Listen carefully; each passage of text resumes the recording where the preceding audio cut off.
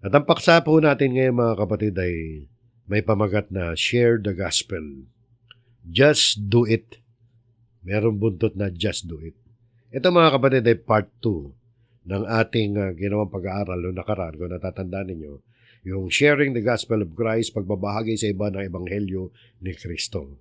At ito na nga yung ikalawang bahagi.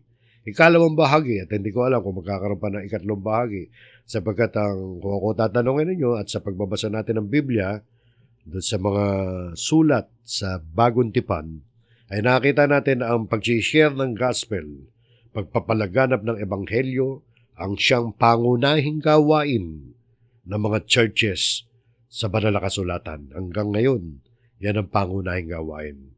At kung titingnan nga natin mga kapatid, ang sitwasyon natin kung i-compare natin nung unang siglo, nung magkaroon ng mga Christian churches sa Jerusalem, at ngayon, hanggang ngayon, nakita natin na napakalawak ng mission field. Napakalawak ng mimisyonin pa natin. Sapagkat nananatili mula noon hanggang ngayon, nananatili na ang mga Christians ay nasa minority. Hindi tayo ang nakararami na talagang mga Kristiyano na naniniwala na ang Biblia ay salita ng Diyos. Bagamat maraming mga Kristiyano na rin, lumaganap na rin ang Christianity, pero nakita natin sa gitna ng ating mga komunidad, sa gitna ng ating mga barangay, ay mas nakakarami ang hindi naniniwala na ang Biblia ay salita ng Diyos. Mas nakakarami pa rin. Maski sa bansa natin, mga kapatid, na tinaguri ang the only Christian country in Southeast Asia. Tayo daw ang tanging Kristiyanong bansa sa timog silangan ng Asya. Pero mas higit sa populasyon natin ang hindi naniniwala sa ebanghelyo na ayon sa itinuturo ng Biblia. Kasi hindi nga naniniwala sa Biblia. Bagamat marami ang nagsasabi na naniniwala kay Kristo, pero nakita naman natin mga kapatid na hindi lahat ay naniniwala at nakararami pa nga ang hindi naniniwala sa banal na kasulatan. Napatunayan natin at mapapatunayan natin yan sa maraming pagkakataon sa mga pangyayari sa bansa natin. Nakita nyo naman kung paano sumasamba ang mga tao sa mga kinikilala lang Diyos. Kahit nagsasabing sila mga Kristiyano, hanggang ngayon may mga rebulto pa rin. May mga dinadalanginan pa rin mga imahin. Nakita nyo mga kapatid, kailangan na kailangan, hindi lang sa bansa natin, pero dito na lang tayo sa bansa natin. Kailangan mga kapatid na ibahagi natin ang ebanghelyo, ang tunay na ebanghelyo. Sapagkat marami ang naniniwala kay Kristo, hindi ayon sa itinuturo ng banal na kasulatan. Kaya mga kapatid, pagpatuloy lang natin ang pag-aaral dahil ang layunin ng pag-aaral ito tungkol sa pagbabahagi ng Ebanghelyo ni Kristo. Sa pagkakataong ito, ang layunin natin ay matanggal ang anumang agam-agam sa ating mga isipan kung bakit kuminsan ay nauudlot yung pag-share natin ng gospel. Para madagdagan ang ating encouragement na lalo pa nating ipag-ibayo, paunlarin pa ang gawain ito ng pagmimisyon, ang gawain ng pag-aakay ng mga kaluluwa upang sila man ay makatagpo rin ng kaligtasan na ating natagpuan. So ang version ng Biblia na ating gagamitin mga kapatid ay katulad din ng dati, ang dating Biblia at sa King James Version naman sa Ingles, maliban na kung babanggitin. So share the gospel, just do it.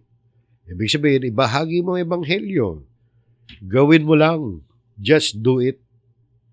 Kailangan ng tao kasi makatawag sa pangalan ng Panginoon sa tamang paraan ng pagtawag sa Diyos. Katulad nitong talatang ito, nais ko magsimula sa talatang ito sa Roma 10:13. Kung natatandaan ninyo mga kapatid, nagkaroon tayo ng isang buong lesson tungkol sa talatang yan na ating tinignan ang konteksto ng talatang yan. Nasabi dito, sapagkat ang lahat na nagsisitawag sa pangalan ng Panginoon ay mga liligtas.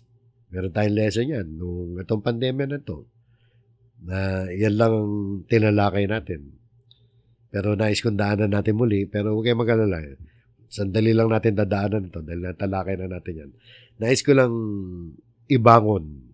Nais kong ibangon sa inyo yung idea na kinakailangan ipangaral ang Ebanghelyo para makarating dyan sa stage na yan. Ano ba yung stage na yan? Ang stage na yan, yung tao ay tatawag sa pangalan ng Panginoon at maliligtas siya. Pag tumawag ka sa pangalan ng Panginoon, maliligtas ka. Ang kaligtasan tinutukoy dyan, mga kapatid, na pag-aralan na natin, ang kaligtasan na tinutukoy dyan, yung kaligtasan ng mga kaluluwa natin. Yung kaligtasan ng kaluluwa ng tao pagdating ng Judgment Day. Tungkol yan sa paghuhukom. Maliligtas tayo sa araw ng paghuhukom pag tumawag tayo sa pangalan ng Panginoon. Pero paano tayo makararating dyan sa ganong kalagayan? Yung sa verse 14, yung sumunod na talata, pinaliwanag ni Pablo. Ang sabi rito, paano nga sila magsisitawag doon sa hindi nila sinampalatayanan? At paano silang magsisampalataya sa Kanya na hindi nila napakinggan? At paano silang mga kikinig na walang tagapangaral? Sa makatuwid, mga kapatid, para marating ng tao ang mensahe, o makarating sa tao ang mensahe ng kaligtasan, kailangan may nangaral sa kanila. Kailangan may nag-share sa kanila. Kailangan may nagturo sa kanila. Kasi doon nagsisimula yan di ba? Natatandaan ninyo, lesson natin noon yan nilagyan ko pa ng numbering yan At pabaligtad yung numbering ko Sapagkat pabaligtad kung titingnan natin, nagsisimula sa pangangaral. At paano sila mga kikinig na walang tagapangaral? Kung patras natin babasahin ang bawat parerala. O paano sila magsisampalataya sa Kanya na hindi nila napakinggan? Hindi mo napakinggan, paano ka magkakaroon ng pananampalataya? Paano ka makikinig kung wala nangaral sa iyo? At sabi pa rin, patras pa rin ang basa, paano silang magsisitawag doon sa hindi nila sinampalatayanan? Paano ka naman mananampalataya at paano ka namang tatawag kung hindi mo sinampalatayanan? Bakit hindi mo nasampalatayanan ng tama? Maaaring meron kang ibang pananampalataya. Maaaring ibang tao naniniwala rin, kaya lang maling pananampalataya. Sapagkat yung kanila napakinggan, hindi naman yung ebanghelyong itinuturo ng Biblia.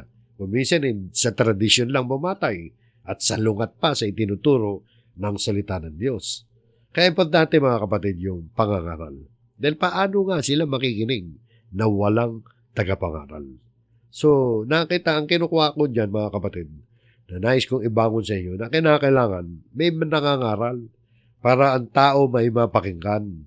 Para ang tao pagkapakinig niya ay magkaroon siya ng pananampalataya. Para kapag siya ay nagkaroon ng pananampalataya ay makatawag siya sa pangalan ng Panginoon. Para pag tumawag siya sa pangalan ng Panginoon ay maliligtas siya. Ganun yun, di ba? So, importante, ipangaral natin. Ngayon, kung titingnan natin mga kapatid, bakit nagkaganon? Bakit kinakailangan ipangaral pa natin ang Ebanghelyo? Hindi ba pwede ang Diyos na lang mangaral yan? Siya na lang ang mangaral? Maaaring magpakita na lang siya sa panaginip?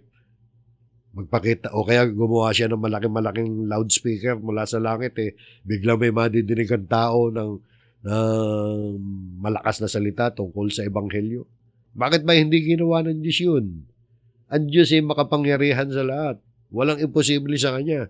Bakit ninais pa niya na tayo ang mangaral, na tayo magbahagi, na tayo kinakailangan magsalita, i-share natin? Hindi ba po pwedeng ang Diyos na lang ang gumawa nun? Alam niyo mga kapatid, bakit nga ba ginawa ng Diyos yan? Alam niyo, hindi ko kaya sagutin yung tanong na yun kung bakit yung particular kung bakit.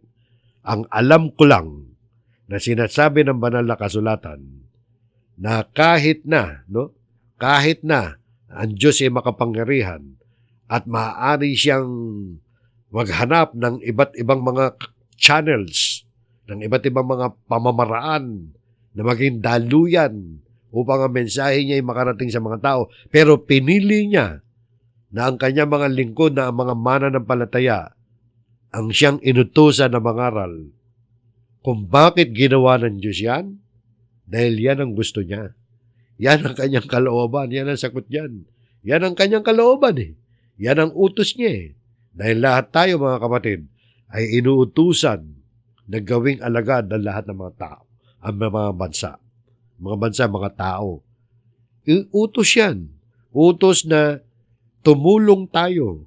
Tumulong tayo na gawing mga alagad ni Kristo ang lahat ng mga tao. Dapat bawat isa sa atin dyan involved sa anumang kaparaanan. Maaring direkta ka nangangaral, maaring tumutulong ka sa nangangaral, sumusuporta ka sa pangangaral, anumang paraan ay dapat tumulong tayo sapagkat utos yan. Kung bakit inutos ng Panginoon Diyos yan, ay hindi ko alam. Ang alam ko, utos yan. At yan ang kalooban. Yan ang will ng Panginoon na ang kanyang mga lingkod ay tumulong upang ang lahat ng mga tao ay maging disipulo, maging alagad ng ating Panginoon. Ito nga mga kapatid, bago umakyat ang Panginoon Kristo sa langit, matapos na siya'y mabuhay na maguli, ito ang kanyang huling tagubilin. Sa Mateo 28:18 sabi, at lumapit si Jesus sa kanila at sila'y kanyang kinausap na sinasabi, ang lahat ng kapamahalaan sa langit at sa ibabaw ng lupa ay naibigay na sa akin. So meron ng full authority, meron ng all power. Sabi nga rin sa King James Version, all power is given unto me in heaven and in earth. Ibinigay na ng Ama sa Anak ang lahat ng kapangyarihan, kapamahalaan sa ibabaw ng lupa at maging sa kalangitan. O ano ngayon ang koneksyon yan sa pinag-uusapan natin? Meron. Sa pamamagitan ng authority na yan, ay inutos ni Kristo, Mateo 28:19, yung sumunod na verse lang, dahil doon sa verse 18, na sinabi niya, dahil doon sa authority na ibinigay na sa kanya ng Ama, dahil dito magsiyaon nga kayo at gawin ninyong mga alagad ang lahat ng mga bansa na sila inyong bautismohan sa pangalan ng Ama at ng Anak at ng Espiritu Santo. O sa mga katuwid, dahil doon sa kapangyarihan na ibinigay ng Ama kay Kristo, siya ngayon ay nag-uutos sa mga mananampalataya sa Kanya, sa Kanyang mga alagad, na gawin ninyong mga alagad ang lahat ng mga bansa. Nakita nyo, no, mga kapatid, gawing alagad. At sabi, ano daw gagawin doon sa mga alagad? Na sila'y inyong bautismohan sa pangalan ng Ama at ng Anak at ng Espiritu Santo. Alam niyo yung ginawa nung nakagis na nating reliyon? Sinunod daw nila yan. Kaya ginawa nila, nagbinyag na nagbinyag. Nagbautismo na nagbautismo. Yung bautismo, hindi yan yung paraan para maging alagad ka, mga kapatid. Ang sabi dyan, gawing alagad ang lahat ng mga bansa. At ang babautismohan, sino ang babautismohan? Yung alagad. Magiging alagad ka muna bago ka bautismohan. Hindi binabautismohan ang hindi alagad. Nangyari sa atin, dinala sa atin ng mga Kastila rito, na nakagis na natin, binyag lang ng binyag, Alam niyo ba, di ba, sa kasaysayan, nabanggit ko na to, Noong itong pandemya rin ito, Ang ginawa nung iba, nung nakagis na natin, binyag lang ng binyag ng mga katutubo natin, ng mga ninuno natin, na hindi nila alam kung bakit sila nabinyagan. At tingnan niyo yung kasaysayan, mga kapatid, kung paano ginamit nila yung binyag lang ng binyag, alagad ka na. Hindi yung binyag, hindi yung bautismo. Yung binyag, yun yung bautismo. Hindi yun ang magiging alagad ka. Magiging alagad ka dahil nanampalataya ka. Dahil ikaw ay naniwala sa salita ni Kristo. At kapag ikaw ay naging alagad, doon ka lang babautismo, hindi nagbabautismo ng hindi alagad.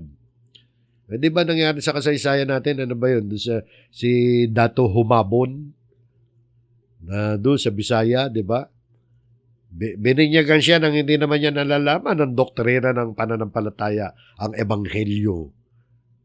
At ang ginawa nung Dato, inutusan niya yung buong barangay, o kayo lahat, magpabinyag kayo. Alam niyo, ginawa lang ng mga dato natin yon for political reason. Dahil gusto nila magkaroon ng, nakonbisi sila na magkaroon ng compact, ng agreement sa gobyerno ng Spain. At ang ipinasok naman ng mga Spaniards, kasama sa kasunduan na kayo magpabinyag. O ganun lang. Hindi nga alam kung bakit nagpabinyag yung mga tao. Pag bininyagan ka, Kristiyano ka na, hindi ganon. Mali yun, mga kapatid. No, mali yun, na bibinyagan ka, Kristiyano ka na. Hindi. Kailangan mauna yung maging Kristiyano ka muna, maging alagad ka muna, bago ka binyagan.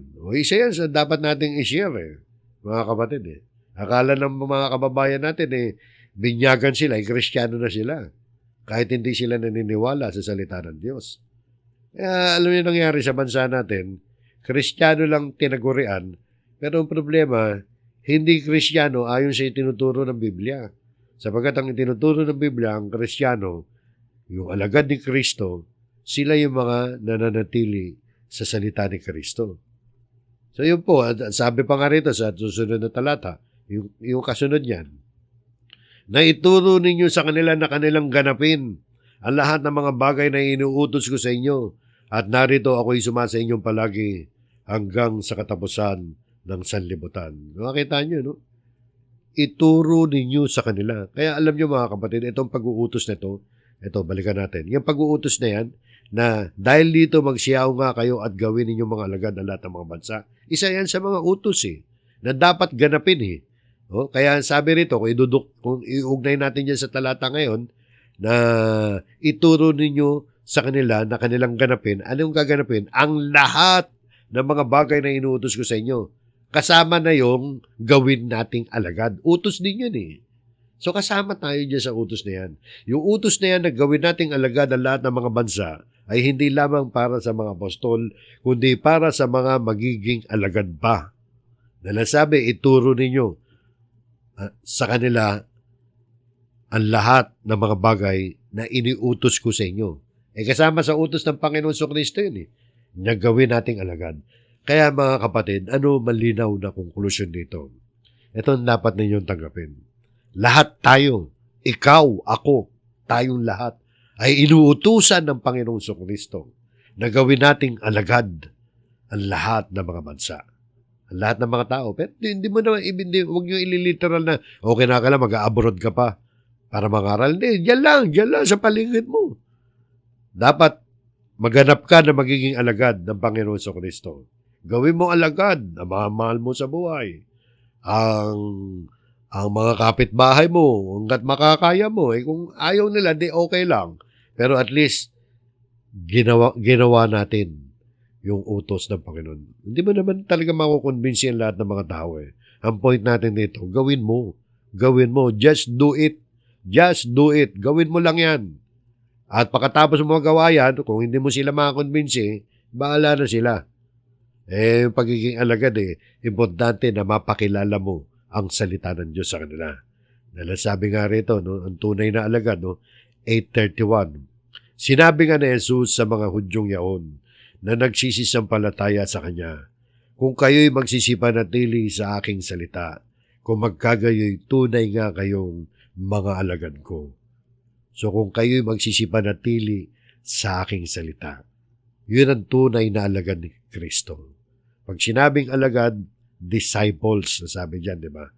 Ang disciples ng ating Panginoon Kristo, sila ang mga tinatawag na mga Christians, mga Kristiyano. Ang tunay na Kristiyano, sila yung mga naniniwala sa salita ni Kristo dahil ang sabi dyan, nananatili sa aking salita. Ibig sabihin, sa madaling pagpapaliwanag, yan ang mga taong naniniwala sa Biblia.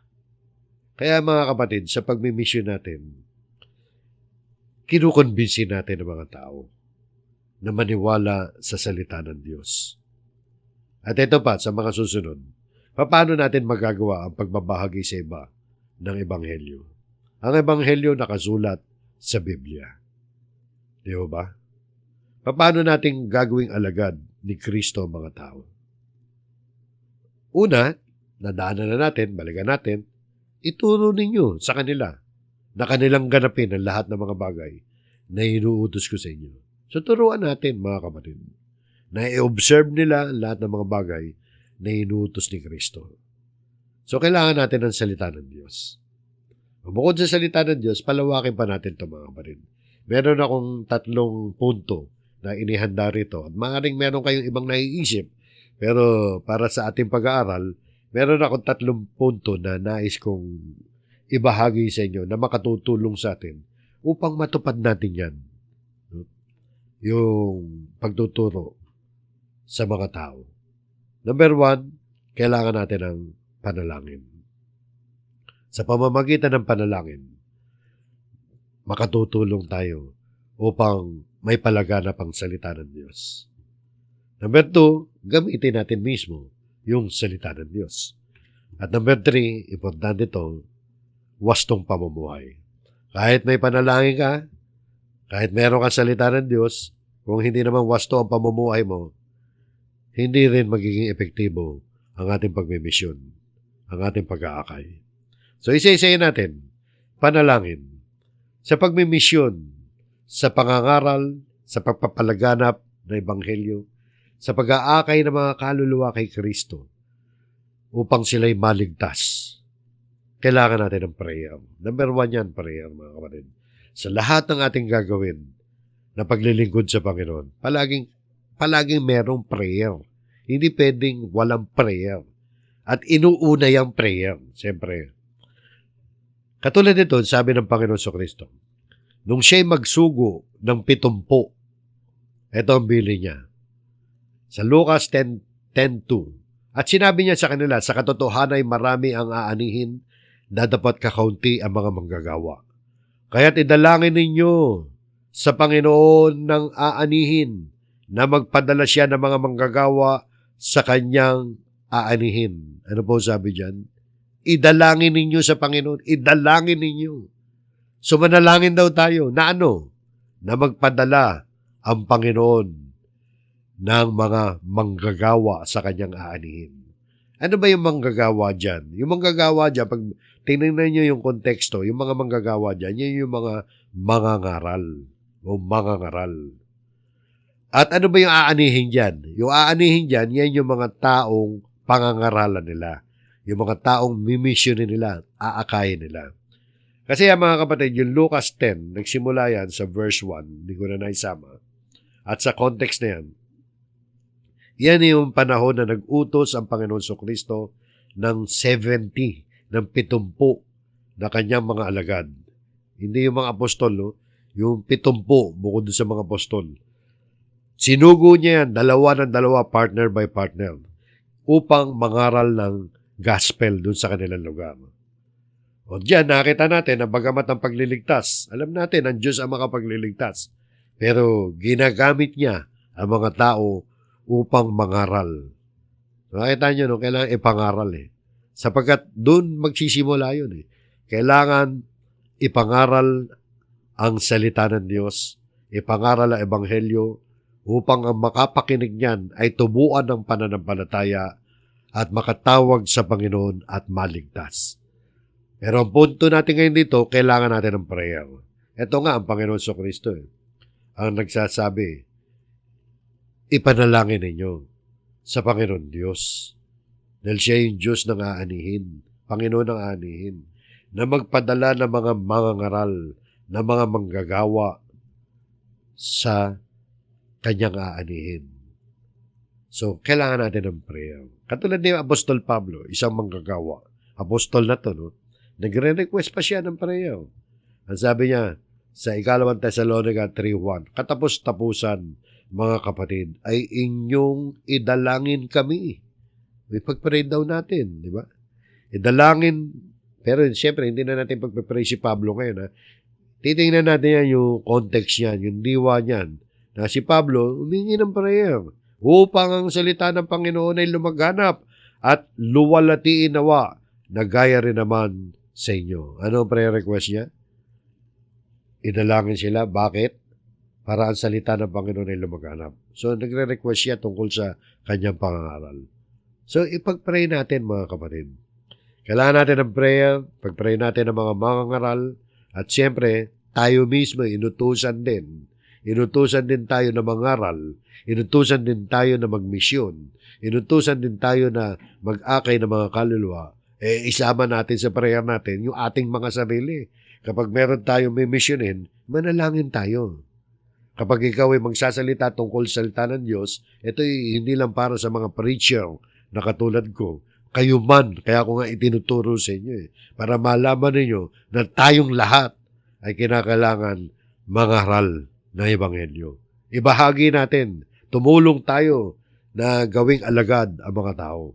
At kasama sa ating gagawin dyan, mga kapatid, sa ating mga pagkilos, ay manalangin tayo sa Panginoon. Kailangan natin ng tulong ng Panginoon sapagkat malaki ang nagagawa kung tayo'y mananalangin.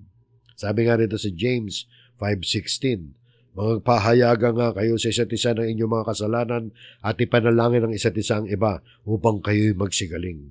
Malaki ang nagagawa ng maningas na panalangin ng taong matuwid. Bagamat ang context niya, mga kapatid, tungkol sa kasalanan na ipapahayag sa isa't isa, at tungkol sa panalangin sa isa't isa, ipapanalangin ng kapatiran ng isa't isa, tungkol sa kanilang mga kasalanan, at ganoon din sa kanilang mga pagkakasakit. Pero general naman yan di ba? Pangkalahatan naman yan yung nakakulay dilaw, di ba? Malaki ang nagagawa ng maningas na panalangin ng taong matuwid. Yun ang kinukuha natin yan. Malaki ang nagagawa ng maningas na panalangin. Sa lahat ng mga aspeto ng mga gawain natin sa Panginoon bilang mga Kristiyano, bahagi ng buhay natin ang tayo'y palaging nananalangin. At bakit ba naman hindi natin ipapanalangin ang tungkol sa ating pagmimisyon, tungkol sa ating pangangaral, tungkol sa mga kaluluwa na ating aakahin. Ipanalangin natin ang mga taong nais nating bahaginan ng salita ng Diyos. Ipanalangin natin sa Diyos na mabuksan ang kanilang mga kaisipan at puso na tanggapin ang mensahe ng kaligtasan. Kasi mga kapatid, kailangan natin ng tulong ng Panginoon sa lahat ng mga gagawin natin sa buhay na ito, lalo na sa gawain na yan ng Panginoon. Sabi nga ng Panginoon sa Kristo, wala naman talaga tayo magagawa kung tayo-tayo lang Kailangan natin ang gabay niya. Kailangan nandun tayo sa piling niya palagi. At ang panalangin ay bahagi ng buhay natin sa piling ng Panginoon. Ang sabi ng Panginoon dito sa 15:4 ng 1, sabi ni Jesus, kayo'y manatili sa akin at ako'y sa inyo, gaya ng sanga na di makapagbunga sa kanyang sarili, maliban na nakakabit sa puno. Gayon din naman kayo, maliban na kayo'y manatili sa akin. Ako ang puno ng ubas, kayo mga sanga ang nananatili sa akin, at ako'y sa kanya ay siyang nagbubunga ng marami, sapagkat kung kayo'y hiwalay sa akin, ay wala kayong magagawa. Kaya kailangan natin ng prayer Bagamat hindi lang prayer ang may apply natin yung talatang yan, sa talatang yan. Yung mananatili kay Kristo, yung nananatili ka sa salita ni Kristo, ay bahagi sa mga natututunan natin sa mga salita ni Kristo, ang tayo'y palaging nananalangin. Kaya nga, ina-apply natin ang panalangin sa ating lesson na kung tayo magmimisyon na sa ating pangangaral ng salita ng Diyos, ay ipinapanalangin natin yan. At alam niyo mga kapatid, yung gawain yan, hindi naman atin lang yan. Ang gawain yan ay kasama natin ng Diyos. Kaya kailangan natin ng tulong ng Diyos. Hindi naman para sa atin lang yan na gagawin Alam niyo yung gawain, lahat ng gawain natin na paglilingkod ay kasama natin ng Diyos. Dahil tayo ay tinawag na mga kamanggagawa ng Diyos. Laborers tayo, nakasama ang Diyos. Sabi rito ni Apostol Pablo, 1 Corinto 3:9. Sapagkat tayo ay mga kamanggagawa ng Diyos, kayo ang bukid ng Diyos, ang gusali ng Diyos. For we are laborers together with God. So tayo mga kamanggagawa ng Diyos. Kasama natin ang Diyos sa paggawa at hindi natin kakayaning gumawa ng hiwalay sa Kanya. Kaya kailangan natin ng prayer. Siyempre, hindi lang prayer yan. Bagamat ang tinutumbok lang natin muna ngayon ay tungkol sa prayer. Pero pwede ba tayong kikilos na walang prayer? Kailangan nating manalangin. So yan. Kaya ako nasabi na number 1, kailangan natin ng panalangin. At yung number 2, salita ng Diyos. Siyempre, salita ng Diyos. Gaya nung ating alam na talaga. Nang sabi na ituro ninyo sa kanila. Paano nyo ituturo? Yung lahat ng mga bagay na inutos ko sa inyo, sabi ng Panginoon sa Kristo. Gagamitin natin ang salita ng Diyos. Alam nyo, paano ba natin natutunan na tayo'y kinakailangan ipanganak na muli? Tayo mga Kristiyano na sumampalataya kay Kristo, alam mo man yan o hindi, Dahil bago ka pa lang, kaya hindi. Pero pag matagal ka na, alam mo na yan. Na kaya ka ipinanganak na muli, sa pamamagitan ng salita ng Diyos. Dahil mula dun sa salita ng Diyos, natutunan mo ang tamang pananampalataya kay Kristo. At nung ikaw ay manampalataya kay Kristo, ipinanganak ka na muli. Na born again ka na. Ito sabi nito sa unang Pedro. Kaya kailangan natin ang salita ng Diyos. Yabang ipinanganak kayo muli, hindi sa binhing nasisira, kundi sa walang kasiraan. Sa pamamagitan ng salita ng Diyos na nabubuhay at namamalagi. Ano sabi dyan? Yamang ipinanganak kayong muli. O di born again na tayo. Being born again. Ang mga Christian, na born again talaga. Yung mga tunay na mananampalataya. Yung mga nananampalataya sa pamamagitan ng salita ng Diyos. Di ba? Hindi naman lahat ng Christian born again Hindi naman lahat na nagsasabing Christian born again. Ang born again ay hindi sekta. Kundi yan yung sinasabi ng banal na kasulatan na tayo ipinanganak na muli by the Word of God. Kaya mahalaga, ibahagi natin ang salita ng Diyos. Kumbinsihin natin ang tao na maniwala sa Biblia. Kumbinsihin natin ang tao na manampalataya sa itinuturo ng banal na kasulatan. Kapag sila'y nagkaroon ng tamang pananampalataya na gaya din natin, maboborn again din sila. Ipapanganak sila muli. Mahalaga ba na ang tao ay maipanganak na muli? Mahalaga Ang tao ay maging born again. Hindi sekta kasi nasa Biblia talaga yan. Hindi pa na-invento yung sektang born again, meron ng born again na pagtuturo ang Biblia. Ang born again na itinuturo ng Biblia kapag ikaw nanampalataya kay Kristo sa pamamagitan ng salita ng Diyos na ipanganganak ka muli. Dahil yung prosesong yan, nagaganap yan sa pamamagitan, sabi ka nga dyan sa talatang yan, ng salita ng Diyos. Kaya i-share natin ang salita ng Diyos. Bukod sa mananalangin tayo, i-share natin ang salita ng Diyos para ma-born again din sila. Importante ba maging born again? Importante. Dahil sabi ng Panginoon sa Kristo, sumagot si Jesus at sa kanya'y sinabi, katotohanan sinasabi ko sa iyo, maliban na ang tao'y ipanganak na muli, ay hindi siya makakakita ng kaharian ng Diyos. Sabi sa New King James Version, except a man be born again, he cannot see the kingdom of God. O importante ba ang pagiging born again? Importante. Papaliwanag mo sa kausap mo, kahit huwag mo nang banggitin yung born again. Baka akalain nila sekta yung tinuturo mo Papaniwalain mo lang siya sa salita ng Diyos. At pag naniwala siya sa salita ng Diyos, maunawaan niya yung tunay na mensahe ng Ebanghelyo.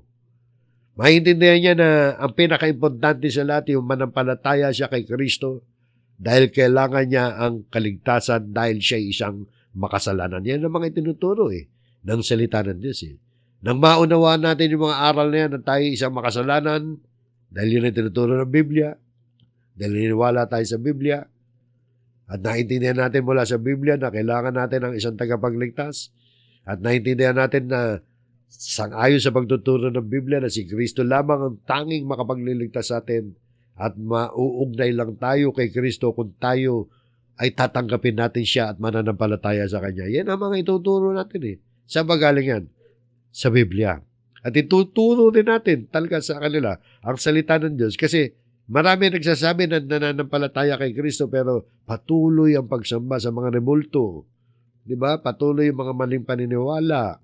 Ang dami mga pamahiin. Maraming mga kung ano-anong paniniwala na labag sa salita ng Diyos. Patuloy na sumusunod sa mga maling tradisyon na kumukontra sa salita ng Diyos. Lahat ng yan, na impormasyon na yan, makukuha natin sa loob ng Biblia. Kaya nga mga kapatid, hindi lang yung sasabihin natin sa tao na tanggapin mo si Kristo. Tanggapin mo si Kristo ayon sa itinuturo ng Biblia. Kapag tinanggap mo si Kristo, ibig sabihin, tinatanggap mo ang Biblia. Tinatanggap mo ang salita ni Kristo na nakasulat sa Biblia. Yan ang ibig kong sabihin na kailangan natin ng salita ng Diyos. Yan ang ibig kong sabihin doon sa number 2. Salita ng Diyos. Biblia. Kailangan papaniwalain natin ang tao sa Biblia. Kasi madali lang i-claim Nakilala ko ang Diyos So, yun po mga kapatid. So, bukod sa panalangin, salita ng Diyos, kailangan din, ito, napaka-importante nito mga kapatid, wastong pamumuhay. Imagine nyo na lang kung mag-share ka ng gospel. Lalasing-lasing ka dyan sa kalsada. O kaya aadik-adik ka sa shabu. Kilala kang tamad. Kilala kang irresponsable. Di ba? Paano ka makapagbabahagi ng salita ng Diyos? Paano sila maniniwala doon sa sinasabi mo kung ikaw ay isang babaero, sugarol, di ba? At hindi sumusunod sa salita ng Diyos. Paano mangyayari sa atin yan? Hindi tayo maniniwalaan. Mababaliwala yung prayer natin. Mababaliwala yung pag-share natin ng salita ng Diyos kung wala tayong wastong pamumuhay. Paano maniniwala sa iyo ang inaakay mo na kapag ikaw ay nagkukwento tungkol sa Biblia, tuwing may inuman session lang? Di ba? May isang ganun eh. Tuwing may lasingan lang, doon na pag-uusapan ng Biblia. Paano? Kailangan natin ng wastong pamumuhay, mga kapatid. Paano maniniwala sa iyo ang kakausapin mo kung nakikita nila na hindi ka nagbabago sa pamumuhay mo? Kaya importante wastong pamumuhay. Ano ba pwede natin pagbatayan ng talata dyan? Ito yung sinasabi sa sulat ni Pedro, sa unang Pedro 2:11. Mga minamahal, ipinamamani ko sa inyong tulad sa mga nangingibang bayan at nagsisipaglakbay, na kayo'y magsipagpigil sa mga masamang pita ng laman na nakikipaglaban sa kaluluwa.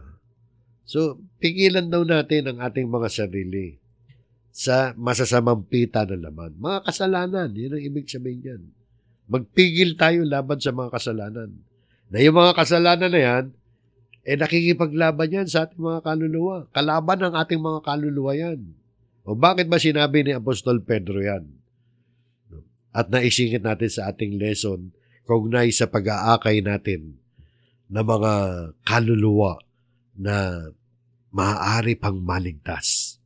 Ito, yung sumunod na verse sa 12, na kayo'y magkaroon o na kayo'y mangagkaroon ng timtimang ugali sa gitna ng mga hintil. Yung mga hintil, mga hindi naniniwala sa Diyos. Yung may mga maling pananampalataya. Yung mga hindi pa nababorn again. Na kayo magkaroon ng timtimang ugali sa gitna ng mga hintil upang sa mga bagay na ipinagsasalita nila laban sa inyong tulad sa nagsisigawa ng masama, dahil sa inyong mabubuting gawa, ito, tingnan nyo, dahil sa inyong mabubuting gawa na kanilang nakikita, ay purihin nila ang Diyos sa araw ng pagdalaw. O bakit importante na ayusin natin ang ating pamumuhay? Na sabi dyan ay magkaroon daw tayo ng timtimang ugali. Ano ba yung timtimang ugali? Having your conduct honorable among the Gentiles.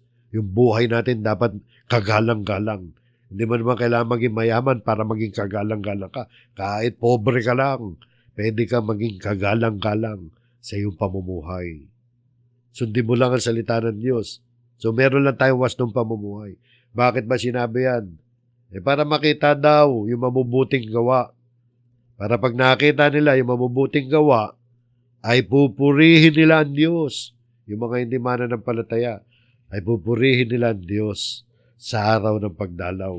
Maaring ang araw ng pagdalaw dyan, mga kapatid, yan yung araw na dadalawin na sila ng Diyos upang iligtas. Yan yung maaring yung araw ng pagdalaw ay tumutukoy doon sa araw na makakapakinig na sila ng salita ng Diyos.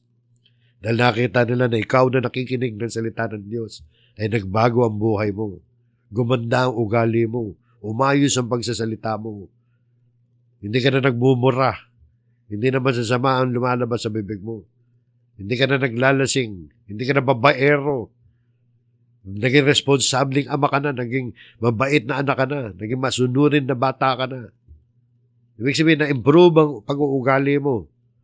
Pag nakita nila, na-improve ang pag-uugali niya, gumanda ang buhay niya. Hindi yung pagyaman ng tinutukoy natin. Never. Yung pagyaman ng tinutukoy natin, kundi umayos ang karakter mo. Umayos ang karakter mo. Bakit? Nag-aaral ng Biblia yan eh. Ganun pala na idudulot na nag-aaral ng Biblia tapos pag nakapakinig sila ng salita ng Diyos, maniniwala sila na ito talagang tunay ito dahil nagbago siya eh. Pwedeng ganun, di ho ba mga kapatid? At totoo yun mga kapatid. Importante ang pamumuhay natin. Dahil baka makatisod tayo eh. Pwede kang makatisod eh.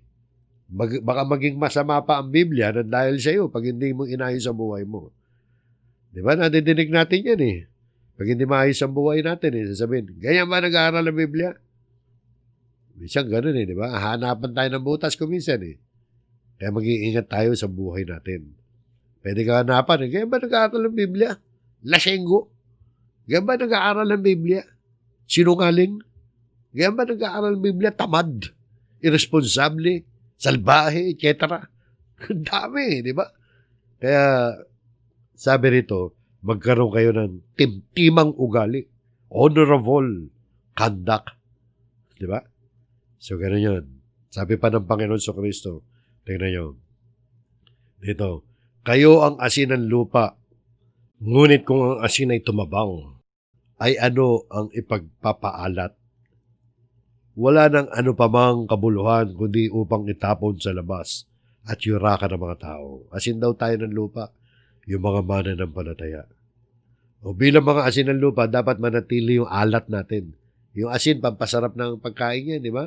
Ano mang pagkain, pag walang asin, wag lang yung halo-halo, tsaka kape. Ano mang pagkain, di ba? Yung mga ulam natin, di ba? Nilalagyan natin ng asin para sumarap. Parang ganun din yun. Pampasarap tayo ng lupa. Ibig sabihin kailangan manatili yung alat natin. Kasi kung hindi na, mawawalan tayo ng kabuluhan, para tayong asin na lang na nawala ng alat, tapos tatapon na lang, yuyurakan na lang ng tao. At tatapak-tapakan na lang tayo. Yung sumunod pa talata rito, sabi ng Panginoon, kayo ang ilaw ng sanlibutan. Ito mga kapatid, ilaw tayo ng sanlibutan. Ang isang bayan na natatayo sa ibabaw ng isang bundok ay hindi na itatago. Di ba? Nakita na kayo pag naglalakbay kayo, papuntang Baguio, halimbawa. No? Hindi tayo natuloy sa Baguio. No? Papuntang Baguio, pag gabi ka naglakbay dyan, makikita mo sa malayo, sa mga bulong-bundukin, may mga ilaw. Hindi may tatago pag may nagliwanag sa dilim. Lalo na sa gabi. Di ba? Ganun yan. Yan ang ilaw, hindi mo may tatago yan. Ganun din tayo, mga kapatid. Ilaw tayo ng sanlibutan. At sabi pa rin, hindi rin nga pinagniningasan ang isang ilawan. O hindi nga rin pinaniningasan ang isang ilawan. Ibig sabihin, hindi sinisindihan ang isang ilaw. At ilalagay sa ilalim ng isang takalan, kundi sa talagang lalagyan ng ilaw at lumiliwanag sa lahat na nasa bahay.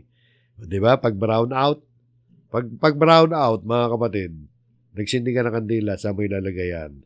Sa ilalim ng lamesa, tatakpan mo ng tabok. O kahit hindi brown out, halimbawa, ilaw, yung LED light mo. Saan ka magkakabit ng LED light mo sa sala? Doon sa ilalim ng sopa mo? Hindi. Di ba? Lalagay mo yun sa strategic na location para pag sindi yan, lumiwanag sa paligid. Ganon din daw tayo, sabi nito sa 5:16, lumiwanag na kayo ng inyong ilaw sa harapan o sa harap ng mga tao. Bakit kinakailangan lumiwanag? Upang makita nila ang inyong mabubuting gawa. Bakit? At kanilang luwalatin ang inyong Ama na nasa langit. Lumiwanag daw ang ating ilaw. Kailangan makita ng mga tao na may nangyari sa buhay natin. At sa ganon, ay luluwalatiin nila ang ating Amang Diyos na nasa langit. Anong ibig sabihin nun? Kapag niluwalhati nila ang Ama na nasa langit. Ibig sabihin nun, naakay mo sila. Sapagkat kumilala sila sa iyong Ama na nasa langit. So yun po mga kapatid yung tungkol sa wastong pamumuhay. So, dahil mahaba pa yung lesson mga kapatid, dahil tinitingnan ko yung oras ko, mukhang kakapusin ako ng oras, itutuloy ho natin to sa susunod. Yung share the gospel. Just do it. So, ganyan lang muna mga kapatid. Importante, at least nagkaroon tayo ng karagdagang kaalaman na mahalaga yan, yung tatlong bagay na yan. Na paano mo i-share ang gospel kung hindi ka nananalangin at kung hindi ka naman nagsasalita tungkol sa salita ng Diyos. At paano kung present ngayon number 1 and number 2, yung number 3 wala naman yung wastong pamumuhay. So lahat yan napakahalaga upang ma-share natin ang gospel. So itutuloy po natin mga kapatid yung lesson natin sa linggo dahil sa tansya ko sa oras natin ngayon, kakapusin na ako para ituloy pa yung susunod na mga slides. So hanggang dyan lang muna mga kapatid. Maraming salamat sa inyo at huwag kayong mag-a-absent sa linggo. Muli po, purihin natin ang Panginoon at tayo muling manalangin.